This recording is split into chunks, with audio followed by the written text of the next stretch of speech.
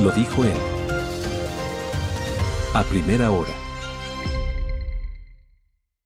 Hola, bienvenidos y bienvenidas a Tostando Granizo. Les saluda con cariño Jimena Ron, María Dolores Miño y Anabel Guerrero. Hoy vamos a hablar de la Ley de Integridad Pública, de lo que dijo la Corte Constitucional en su sentencia que fue emitida hace poco respecto de esta Ley de Urgencia Económica y cuáles son las consecuencias, las afectaciones o los efectos, si se quiere, para los funcionarios públicos. Les recordamos que también estamos siendo retransmitidas, mentira, estamos publicitando también este programa a través de nuestras cuentas de TikTok para que nos puedan también escuchar y ver por esa red social. Ahora sí, ¿qué sucedió? Creo que este tema nos ha tenido en vilo a quienes hemos seguido, no sé si a todos los ecuatorianos, pero a quienes hemos seguido un poco el tema de la ley, de las leyes de urgencia económica que fueron aprobadas por la Asamblea Nacional y que se han presentado, digamos, varias demandas de inconstitucionalidad respecto de ellas, y la Corte Constitucional estaba pendiente de la decisión al respecto, ¿no? Y creo que también hay que recordar en este sentido que la Corte suspendió algunas disposiciones de estas leyes de urgencia económica, y eso pues derivó en toda la vorágine de cuestionamientos que tuvo la Corte Constitucional, la misma marcha que realizó el presidente de la República en contra de la Corte Constitucional, las vallas, en fin. Es decir, hubo mucha expectativa respecto de qué es lo que la Corte Constitucional iba a decidir, y pues ya tenemos la decisión, y esta decisión tiene, digamos, varios efectos. Uno de ellos, sin duda alguna, respecto de los funcionarios públicos. Yo voy a referirme así rapidísimo, solamente para contextualizar, que esta ley de urgencia económica tuvo 27 demandas de inconstitucionalidad, muchísimas, ¿no? Porque tenía muchos temas, además, muchas normas heterogéneas, dice la Corte Constitucional. Vamos a ver qué es lo que la Corte Constitucional dice al respecto. Bien, sí, definitivamente creo que es sumamente importante este tema porque la ciudadanía ha estado muy pendiente, principalmente porque esta ley en determinado momento, y eso es lo que cuestiona la Corte Constitucional, que no haya unidad de materia, esta ley llegó a reformar más de 20 normas, ¿no? Entonces, ¿qué declara la Corte? Ya lo dijo Jimena, expulsa la Ley Orgánica de Integridad Pública y sus normas conexas, las expulsa de nuestro ordenamiento jurídico. Me parece importante, creo que algo que hay que señalar es que varios de sus efectos son generales y son hacia el futuro, ¿no? Pero sí hubo retroactividad en 3 áreas sensibles. En el tema de reformas penales y de ejecución de penas, en las reformas al Código de Niñez y Adolescencia y en las reformas a la Ley de Movilidad Humana. Eso me parece importante señalar, que en estas existe retroactividad. También hay un tema importante, digamos que el espacio está dirigido principalmente a hablar de cuál sería el impacto en el tema de servidores públicos, pero como tiene también relación, habría que señalar que el tema, por ejemplo, de la declaratoria de emergencia en justicia, eso ya no va, eso no va a caminar, eso no va a caminar. Evidentemente hemos escuchado, ya he escuchado a varias personas, digamos, cercanas al partido de gobierno del presidente, del Ejecutivo, que están en la Asamblea, que dicen, bueno, entonces podríamos volver a presentar ciertas iniciativas en este sentido. Pero lo cierto es que hoy que se ha posesionado el nuevo Consejo de la Judicatura en el país, ya no tendría esta facultad de esta declaratoria de emergencia, que para muchos de nosotros podría haber significado una nueva metida de manos en la justicia. Era preocupante, yo concuerdo. Sí, era preocupante, pero creo que al final es importante destacar que algo que yo ponía en mis redes sociales, ¿no? Cuando la ciudadanía, cuando los propios asambleístas que no están alineados a quien propone un proyecto legislativo llaman la atención de las falencias de una norma, no es porque a uno le guste molestarle al gobierno, ni criticarle, ni hacer oposición. Es porque uno con un poco de conocimiento puede adelantar escenarios que eventualmente al país le van a causar pérdidas en el ámbito de la economía, en la administración pública. O sea, cuando tú pasas por todo un proceso legislativo, con todo ese esfuerzo que eso implica, y luego tienes que activar la Corte Constitucional con todo el esfuerzo y el gasto de recurso público que eso implica, porque no quisiste escuchar algo que te decían desde el día 1. tienes que respetar la unidad de la materia. Y no es cuestión de ir a entrevistas a decir como, es que sí se está respetando porque tangencialmente hay temas que como tienen que ver con el Ecuador, entonces si hay unidad de la materia, básicamente era así. Yo creo que la lección de esto tiene que ser, las leyes, independientemente de su contenido, tienen que respetar principios fundamentales constitucionales. Y de hecho, la Ley de Integridad Pública, y por eso decidimos con las chicas hablar de esto esta mañana, es un ejemplo claro de qué pasa cuando esos principios no se respetan. Porque si ustedes leen la sentencia, y si no la leyeron, para eso estamos nosotros aquí para contarles, la Corte Constitucional no llega a pronunciarse sobre el fondo. ¿Qué quiere decir esto? Que la Corte ni siquiera llega a este momento donde analiza artículo por artículo de los artículos que estaban acusados como inconstitucionales en el fondo.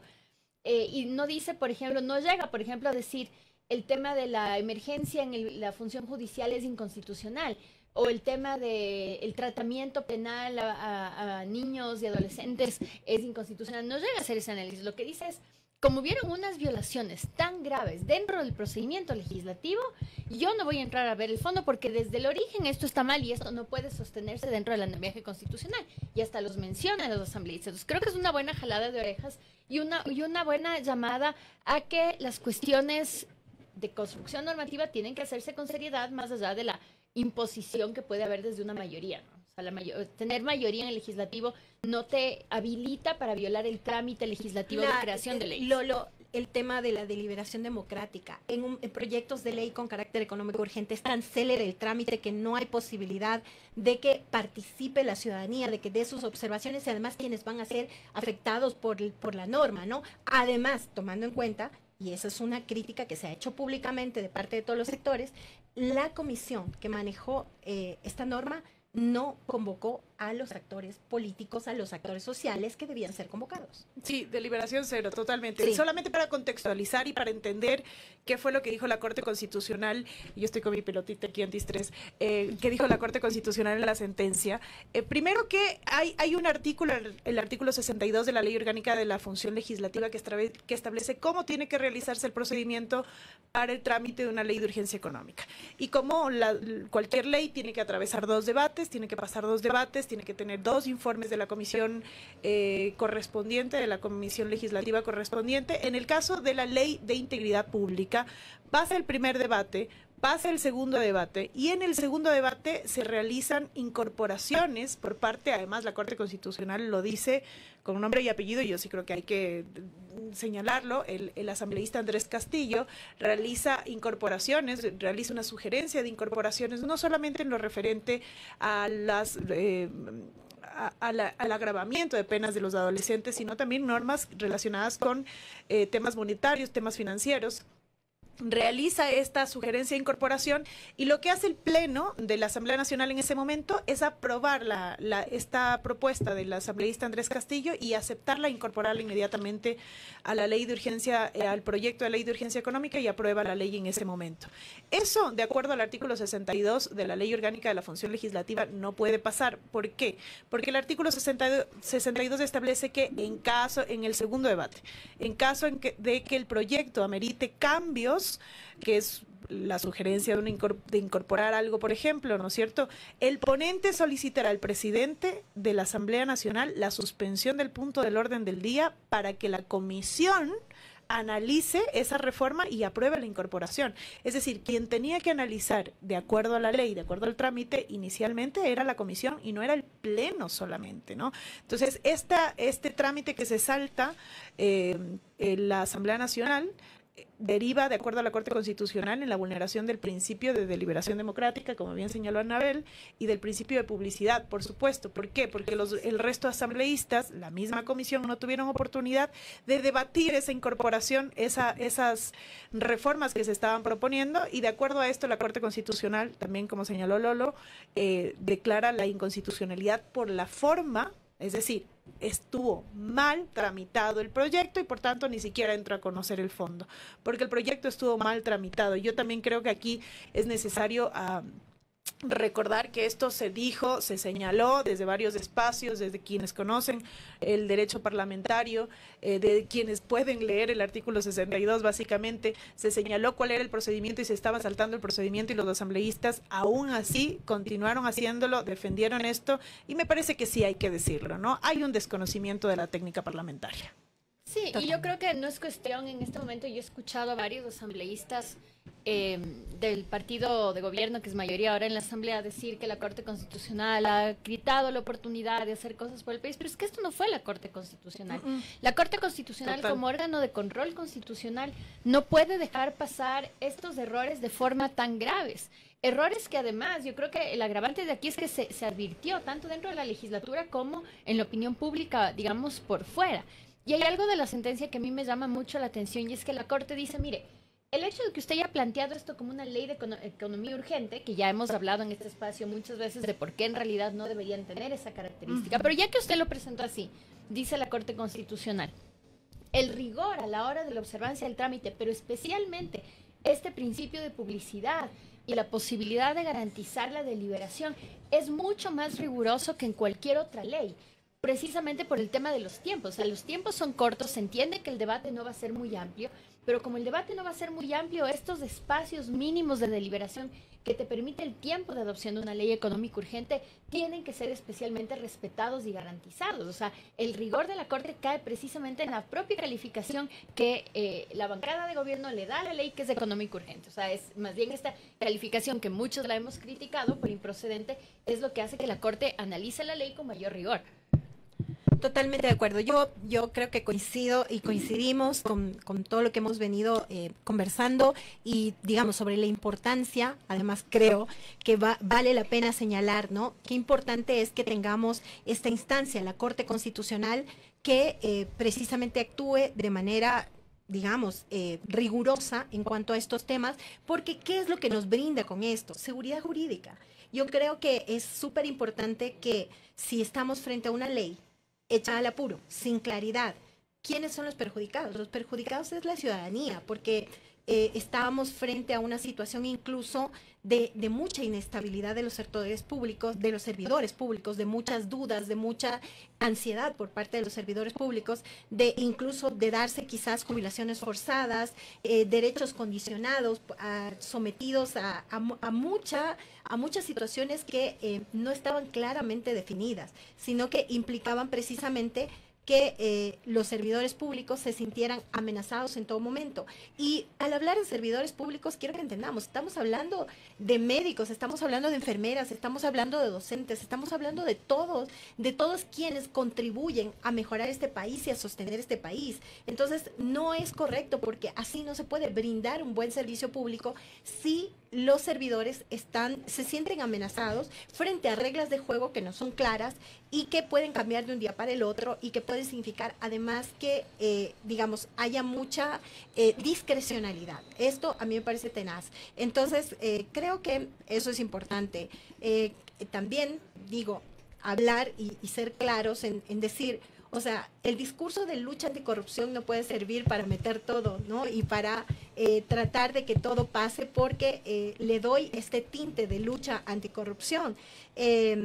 No está bien incluso que a última hora, y creo que aquí y en muchos espacios se ha destacado este tema del asambleísta Castillo, que a última hora introduce estas reformas tal como ustedes lo han dicho, y no voy a insistir en eso, pero es que de verdad hay que hacer las cosas bien, se deben hacer las cosas bien.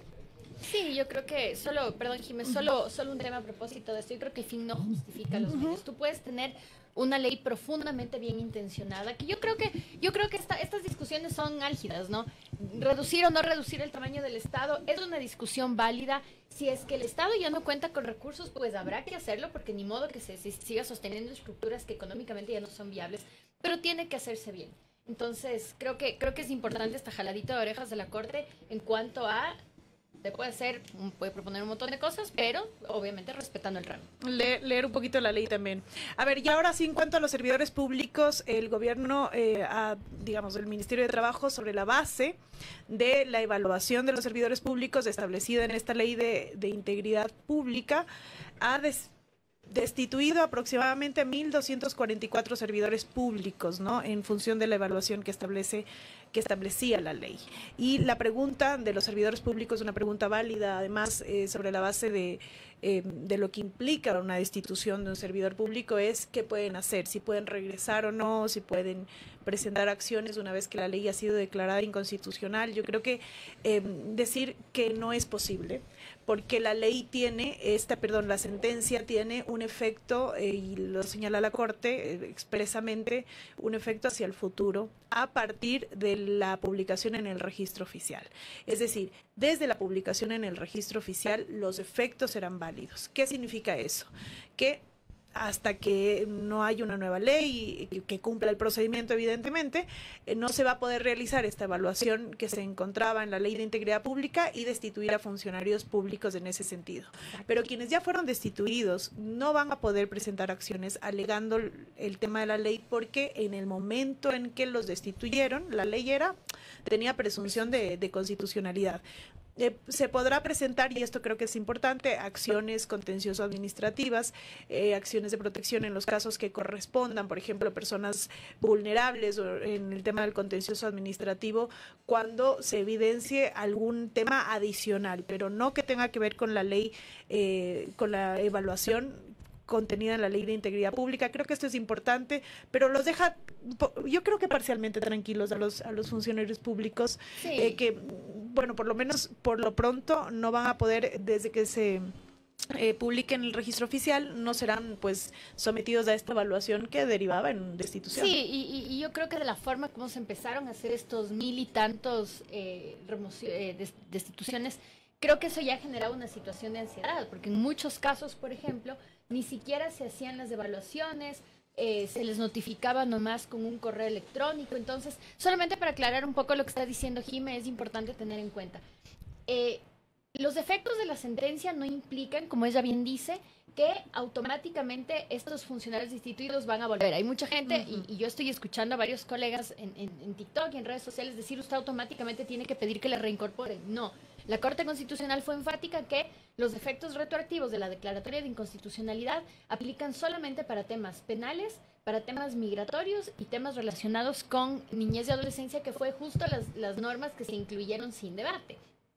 Con lo otro, hay que hacer un análisis caso por caso. Si bien usted no puede ser reincorporado de manera directa, si, por ejemplo, usted no recibió los análisis de las unidades de talento humano, donde se demostraba que efectivamente tras un estudio usted era de las personas favorecidas con la destitución, entonces sí podría activar, ojo, el contencioso administrativo. Porque otra cosa que estaba oyendo a los colegas, y les pido por favor que no les vendan humo a los clientes, es el tema de que en todos los casos cabe acción de protección. La Corte Constitucional ya ha dicho que no cabe en todos los casos, salvo que estemos en una situación de un exfuncionario público con cuestiones que tengan que ver con embarazo, con algún tipo de discapacidad o con tener familiares con discapacidad. En esos casos exclusivamente sí. Y otro tipo de funcionarios públicos que también han sido removidos de su cargo no son funcionarios públicos, pero son trabajadores del sector público que están bajo el Código del Trabajo. Con estos tampoco cabe la acción de protección, y aquí solo cabría la vía laboral en los casos donde no hay un pago de indemnización oportuno, que esto también hay que decirlo. Los trabajadores del sector público que han sido destituidos y que están regulados bajo el Código del Trabajo, hasta el día de hoy, ya han pasado casi 3 meses, no han recibido su indemnización, y esto sí, a mí me parece terrible. El Estado puede terminar estas relaciones laborales, por supuesto, pero nunca evadir su obligación de pagar estas indemnizaciones. Seguiremos analizando el tema de los funcionarios públicos. Solo decirles que el presidente acaba de presentar su 6º proyecto de urgencia económica. ¡Qué locura! No puedo creerlo. Podría estar ahí algo relacionado. Habrá que leerlo. No, por lo pronto no, es solamente el 6º proyecto. Bueno, sí. Ahora sí vamos al granizo. Sí, bueno, yo simplemente quiero decir una cosa muy pequeña. Gracias por la bienvenida que me dio Fabricio, y gracias a todos y todas por su solidaridad. La semana pasada no pude estar porque tuve un pequeño accidente, no fue nada grave, pero quiero aprovechar el momento para expresar mi agradecimiento por toda la solidaridad que he recibido. Así que eso, y bueno, pasamos al granizo quemado, chicas. Sí. A ver, cuente.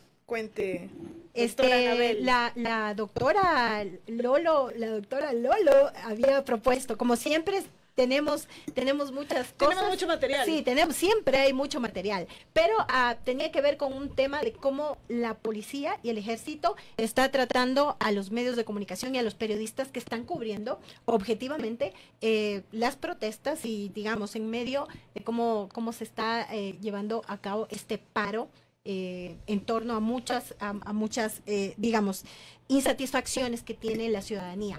Cuéntanos, que querida Fabricio Lolo. también se refirió a eso en su Fabricio, comentario. Fabricio nos quitó el granizo quemado de hoy, pero creo que es importante señalar que el trabajo periodístico en momentos de alta polarización o situaciones de riesgo implica para el Estado un nivel reforzado de garantía del trabajo de cobertura hacia los medios de comunicación. Es decir, no es que en un contexto de caos como podría ser una manifestación el Estado puede desembarazarse de su obligación de proteger especialmente el trabajo periodístico, sino más bien al revés.